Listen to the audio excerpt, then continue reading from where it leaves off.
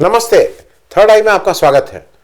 28 फरवरी को युद्ध शुरू हुआ, मतलब फरवरी का महीना पूरा मार्च चला और आज 1 अप्रैल को भी युद्ध अभी खत्म नहीं हुआ है।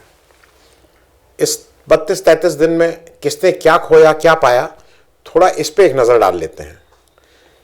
मेरे हिसाब से इस युद्ध में 4 पार्टीज हैं, 4 अलग अलग ग्रुप्स में बांट कर देख सकते हैं। एक तो यूएसए और इजराइल है, वो एक है जिसने आक्रमण किया था ईरान के ऊपर। दूसरा एक है ईरान। तीसरा बाकी दुनिया, बाकी दुनिया में यूरोप से लेके एशिया देश तक सब। और चौथी पार्टी मेरे हिसाब से, चूंकि हम लोग हिंदुस्तान में रहते हैं, भारत एक पार्टी है। मैं भारत की, अब इसमें देखना यह कि किसने क्या खोया क्या पाया, क्या प्लस क्या माइनस, इस पे बात कर ली जाए जरा। अमेरिका और इजराइल से शुरू करते हैं।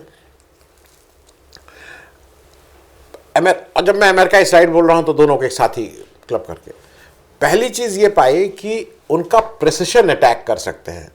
वो व्यक्ति वहां से 12-13 हज़ार किलोमीटर दूर कहां पे खड़ा है, कैसे खड़ा है, उसको खामनाई कोई जो मार गिराया इन्होंने, वो इतना प्रिसिशन अटैक था। तो ये कहीं ना कहीं अमेरिका और इजराइल दोनों का ये दिखाता है कि उनके पास इस तरह की मारक क्षमता है।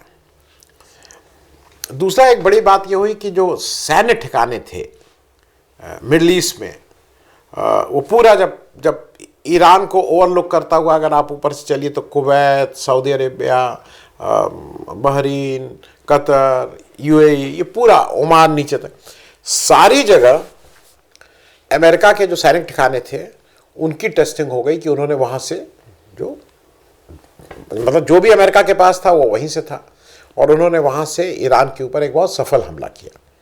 सफल इन द सेंस उनके डिस्ट्रक्शन, उनके नुकसान के हिसाब से।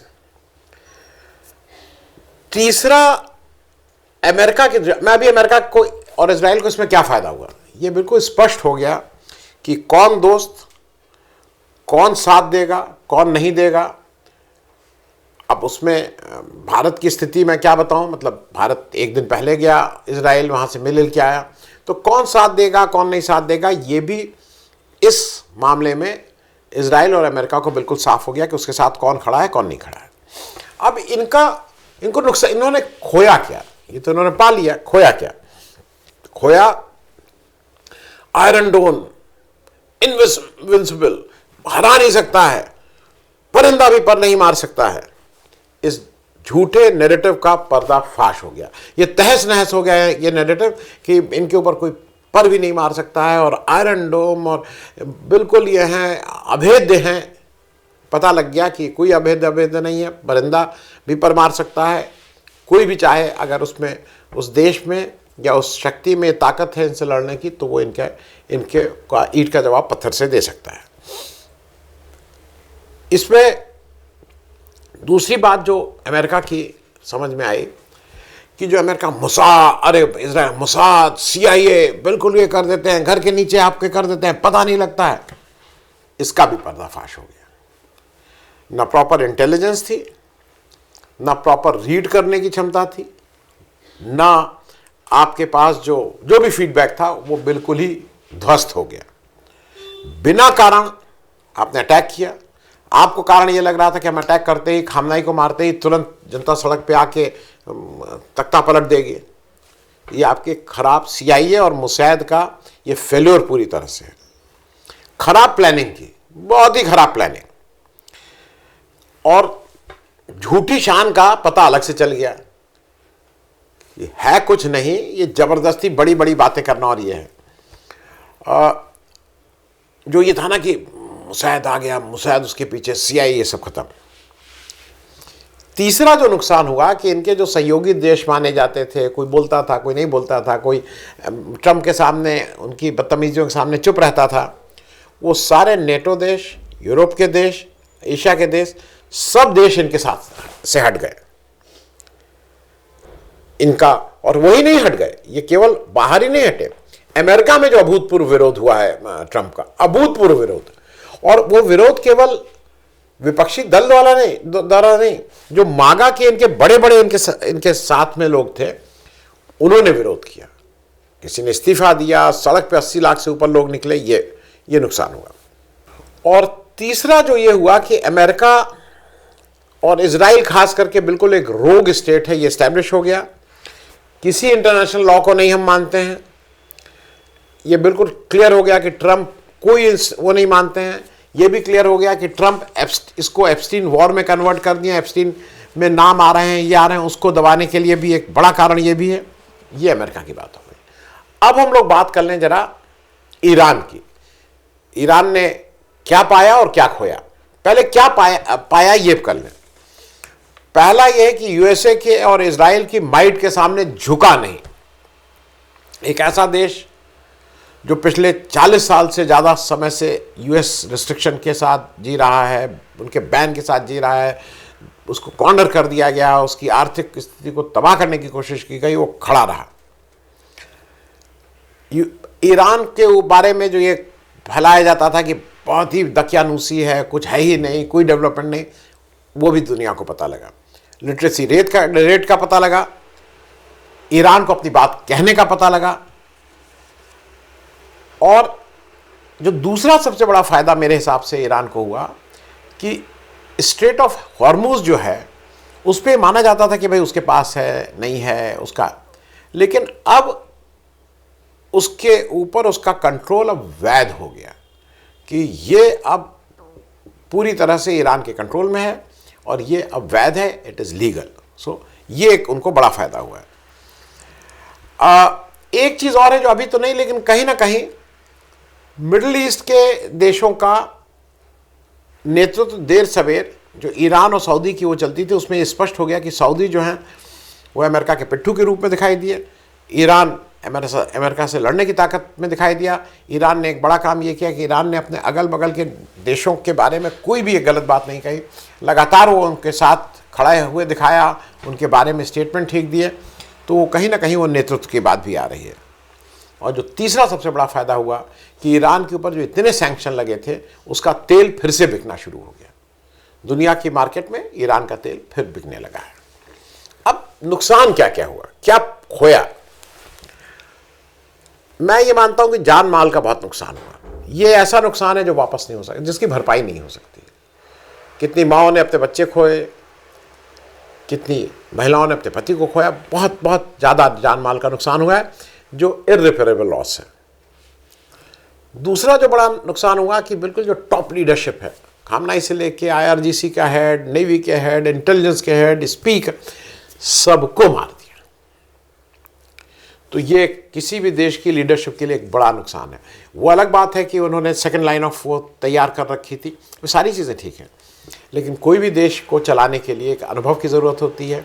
एक लोग जो उसकी वो समझते हैं, उसके जो टॉप लोग थे उसको मार दिया, ये उसका बड़ा नुकसान हुआ है। तीसरा जो मेरे हिसाब से उसके स्कूल बंद हैं, व्यापार बंद है, और ये भी उसको समझ में आ रहा है कि अब न्यूक्लियर ऑप्शन न होने का मूल्य उसने चुकाया। उसने इतने दिन तक उनके दबाव झेला था कि ठीक है हम न्यूक्लियर नहीं बनाएंगे, 60% ज़्यादा यूरेनियम एनरिच नहीं करेंगे, ये सब किया था, लेकिन उसका कोई फ़ायदा नहीं हुआ। अब बात कर लेते हैं बाकी दुनिया की, रेस्ट ऑफ द वर्ल्ड। ये भी समझ में आ गया कि ट्रंप की बार बार धमकी, और ट्रंप जब बोल रहे हैं तो प्रेसिडेंट ऑफ यूनाइटेड स्टेट्स की सामने की धमकी के सामने खड़े होने की हिम्मत जुटा ली बाकी दुनिया ने। नहीं तो उनके सामने किसकी हिम्मत थी? यूक्रेन के जेलेंस्की गए थे, किस बदतमीजी से बात किए थे। हालांकि जेलेंस्की ने भी आपा नहीं खोया, जेलेंस्की ने भी अपने देश की आत्मसम्मान को नहीं बचा, लेकिन बदतमीजी वो हर एक से करते थे। कनाडा से बदतमीजी, ग्रीनलैंड से बदतमीजी, वेनेजुएला के प्रेसिडेंट ही को उठा ला, ये जो उनका एक ये था, उस पर रोक लगेगी। उस पर समझ में आया कि नहीं, इनके अगेंस्ट खड़े हो सकते हैं। लोग खड़े हुए ट्रंप की। और मुझे जो लगता है दूसरा रेस्ट ऑफ द वर्ल्ड का एक फायदा यह हुआ, जो ट्रंप की नज़र रहती थी ना दूसरे देशों पे कि अब वेनेजुएला का उठाया, ग्रीनलैंड को ये करेंगे, अब उनको ऐसे करेंगे, क्यूबा करेंगे, उस पर रोक लग गई। ये बहुत था कि इसको ऐसे इसको ऐसे, उस पर रोक ठीक से लग गई है, इस पे कहीं कोई दो राय नहीं है। और एक और बात इसी से हुई है, जो ये बाकी देश हैं, देखिए हथियार बेचने का सबसे बड़ा व्यापारी अमेरिका था, लेकिन अब हथियार बाकी देशों के भी बिकेंगे, चाहे वो टर्की हो, चाहे वो ईरान हो, चाहे बाकी सारे देशों के हथियार अब मार्केट में बिकेंगे, क्योंकि ये समझ में आ गया कि अमेरिका के सामने ज़रूरी नहीं है कि आपको अमेरिका को मारने के हथियार ही ना हो। हथियार ईरान ने रास्ता दिखाया, सब बाकी देशों के बिकेंगे। एक जो तीसरा मेरे हिसाब से जो एक और बड़ा फ़ायदा हुआ है कि अमेरिका के डोमिनेंस की वजह से पिछले 5-10 साल में जो दुनिया थी वो यूनिपोलर हो रही थी। एक आदमी उसका दादा, वही कंट्रोल करेगा कौन किससे व्यापार करेगा, कब खरीदोगे नहीं खरीदोगे, तुम इससे खरीदो, तुम इससे ना खरीदो, मैं ये ट्रेड टैक्स लगा रहा हूं तुम्हारे ऊपर 60% तुम्हारे ऊपर। ये तो खत्म ही हो गया। उसके बाद एक दूसरी उम्मीद ये थी लोगों, उम्मीद मतलब ये काफ़ी संभावना थी कि बाइपोलर हो जाएगा, एक अमेरिका एक धुरी हो जाएगा और एक चीन एक धुरी हो जाएगा। तो ये दो देश जो बड़े हैं ये धुरी हो जाएंगे और इन्हीं के अगल बगल सबको, वो संभावना को तो खत्म हो गई। अब ये मल्टीपोलर दुनिया बनेगी। ईरान तो एक अपने को स्टैब्लिश ही कर लिया है, बाकी देश भी इसी तरह से स्टैब्लिश करेंगे। तो यूनिपोलर और बाइपोलर होते होते अब ये मल्टीपोलर वर्ल्ड ऑर्डर बनने जा रहा है, इसमें कहीं कोई दो राय नहीं, ये अच्छी बात है। अब क्या खोया बाकी देशों ने? मेरे हिसाब से महंगाई, व्यापार, विकास की गति, ये सब पे धक्का लगाया पूरी दुनिया में, तो ये खोया। दूसरी जो चीज़ इन देशों ने खोई, जो बाकी देश हैं दुनिया के, उन्होंने अब जैसे इंटरनेशनल ऑर्गेनाइजेशन, यूएनओ का कोई मतलब नहीं, सोलर इंटरनेशनल कोई मतलब नहीं, ब्रिक्स कोई मतलब नहीं, इस तरह के जो नेटो कोई मतलब, इस तरह के जो इंटरनेशनल ऑर्गेनाइजेशन थे जो एक दूसरे की बात मानते थे, उसका कोई मतलब नहीं है। आप वॉर क्रिमिनल हैं, कोई मतलब नहीं है। नेतन्याहू को इतनी देश की पुलिस में वो 140 देश या कहाँ जगह वांटेड है, कोई मतलब नहीं है। अमेरिका आक्रमण कर दे रहा है, कोई मतलब नहीं है, कोई पूछने वाला नहीं है। वेनेजुएला के प्रेसिडेंट को हम अपहरण करके ले आ रहे हैं, कोई पूछने वाला नहीं है। और एक जो सबसे खराब बात हुई है बाकी दुनिया के लिए, एक मैसेज बहुत साफ गया है कि बिना न्यूक्लियर ऑप्शन के आपकी सुरक्षा नहीं है। और उसका सबसे बड़ा कारण है नॉर्थ कोरिया, एक गरीब देश, डिक्टेटर, वहाँ केवल इस वजह से दुनिया का कोई देश उधर आंख उठा के नहीं देखता क्योंकि उसके पास न्यूक्लियर वेपन है। तो न्यूक्लियर ऑप्शन की का सुरक्षा की गारंटी है, ये इस्टेब्लिश हो गया और इससे मेरे हिसाब से ये रेस भी अब शुरू हो जाएगी। अब तीसरी बात कर लेते हैं, इंडिया के मद्देनज़र हमने क्या पाया। हमने सबसे बड़ी बात ये पाई कि हमने ईरान और रशिया से हमारा तेल फिर से नॉर्मल हो गया, अब तेल हम वापस उनसे खरीद सकते हैं। अब वो ट्रंप आके फिर कुछ दिक्कत डालेंगे, 30 दिन के लिए था, 15 दिन के लिए था, लेकिन अब उतना आसान नहीं होगा। लेकिन हम अब ईरान और रशिया से तेल खरीदने का एक सबसे बड़ा फ़ायदा भारत को ये हुआ। दूसरा फ़ायदा ये हुआ कि ये जो ट्रेड डील बार बार ट्रंप जी कर रहे थे, उससे थोड़ी राहत मिल गई है। ट्रेड डील को उनके सुप्रीम कोर्ट ने हालांकि गलत बताया है, लेकिन वो फिर नया ऑर्डिनेंस ला के वो क्या क्या कर रहे हैं, लेकिन उससे राहत मिल गई है अभी। तो दूसरा भारत का फ़ायदा ये हुआ। और तीसरा एक मुझे लगता है बड़ा फ़ायदा ये हुआ कि भारत की आवाम जो थी उसने अपना रोल बखूबी निभाया। एज अ डेमोक्रेसी, लोकतांत्रिक देश का हमने प्रूफ दिया कि हमारा जो नेतृत्व है वो तो इजराइल के साथ जाके बाहें मिला रहा है और उनके कसीदे पढ़ रहा है, लेकिन जो देश है वो कौन एग्रेसर है, किसके ऊपर आक्रमण हुआ है, ये बखूबी पहचान रहा है। और पूरा देश जब ईरान के साथ खड़ा हुआ तो उसका एक्नॉलेजमेंट भी मिला, उसका फ़ायदा भी हुआ। ईरान ने ये कहा कि हम आपके तेल और गैस को रिलीज़ कर रहे हैं, और उसका मुख्य कारण क्योंकि भारत जैसा देश में बहुत से लोगों ने हमारे साथ आके अपनी संवेदना व्यक्त की है, उसका मुख्य कारण ये था। तो एक मेरे हिसाब से एक ये बड़ा अचीवमेंट है। अब क्या खोया, हमारे नुकसान क्या क्या हुए, ये कहना हालांकि आजकल ये कहा जा रहा है कि इसको आप कह नहीं सकते, लेकिन तेल और गैस को लेके हाहाकार है।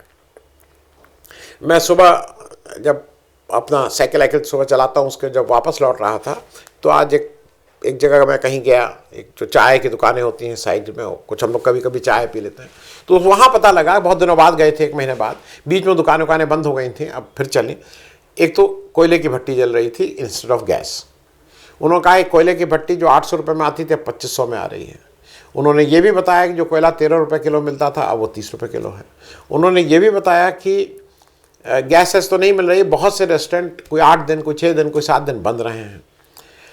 तो गैस इसको लेके बहुत हाहाकार है, महंगाई बढ़ रही है, रिवर्स माइग्रेशन शुरू हो गया है, जो लोग कमाने के लिए बड़े शहरों में गए थे वो वापस आ रहे हैं, फैक्ट्रियां बंद हो रही हैं। तो ये भारत के लिए ये खोया।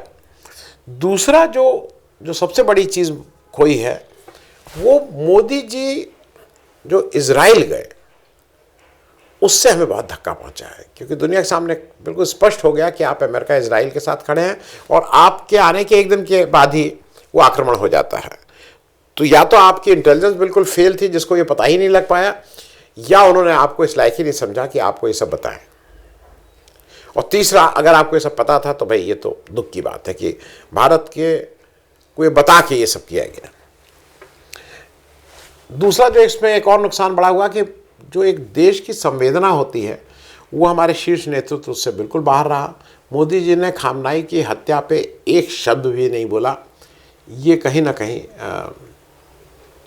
देश के प्रधानमंत्री के स्टेचर के हिसाब से शोभा नहीं दिया।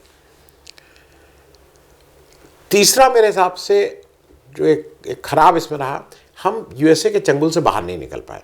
एक बड़ा मौका था जब हम यूएसए के चंगुल से बाहर निकल सकते थे, हम नहीं निकल पाए। हमारी फेल्ड विदेश नीति सबके सामने जग जाहिर हो गई कि हमारी विदेश नीति टोटल फेल्योर है।